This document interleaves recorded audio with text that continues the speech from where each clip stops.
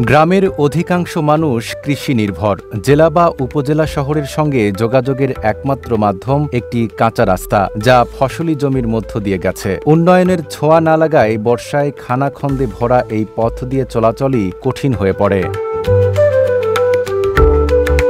সিরাজগঞ্জের রায়গঞ্জ উপজেলার প্রত্যন্ত এক গ্রাম নাড়ুয়া। এই গ্রামে নারী শিক্ষার প্রসার খুব একটা হয়নি। বেশিরভাগ মেয়েকেই অপ্রাপ্ত বয়সেই বিয়ে দেওয়া হয়। তবে এই অঞ্চলের নারীদেরও রয়েছে স্বাবলম্বী হওয়ার ইচ্ছে।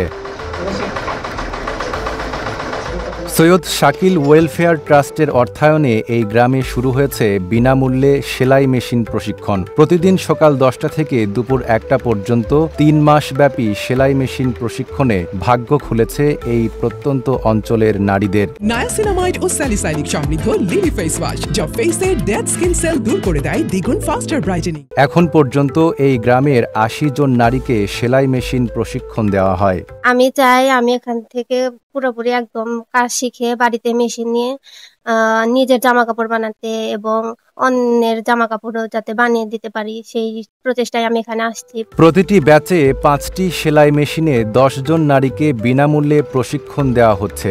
শেখানো হচ্ছে মেয়েদের বিভিন্ন ধরনের পোশাক তৈরির কৌশল। প্রশিক্ষক মোসাম্মদ পারভিন খাতুন জানান, 3 মাসের এই প্রশিক্ষণ শেষে তারা যেন নিজের পায়ে দাঁড়াতে পারেন, সেটাই তাদের লক্ষ্য। 3 মাস করে কাজ শেখানো হয়।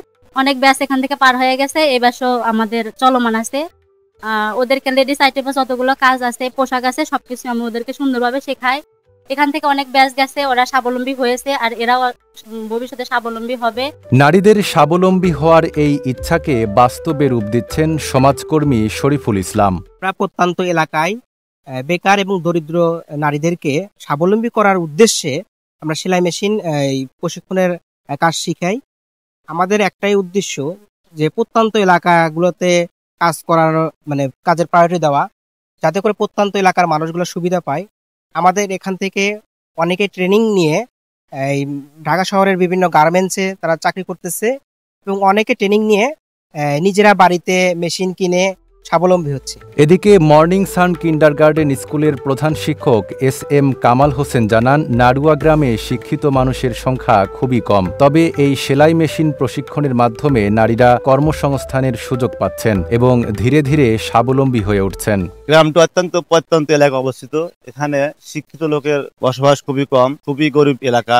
আজ প্রায় 1-1.5 বছর যাবত এখানে মেয়েদের সেলাই প্রশিক্ষণ শুরু হচ্ছে। এই প্রশিক্ষণের মাধ্যমে অনেকেই প্রশিক্ষণ শিখে তার বাড়িতে মেশিন কিনে নিয়ে তারা আর্থিক স্বাবলম্বী হচ্ছে। Desk report, Dhaka post.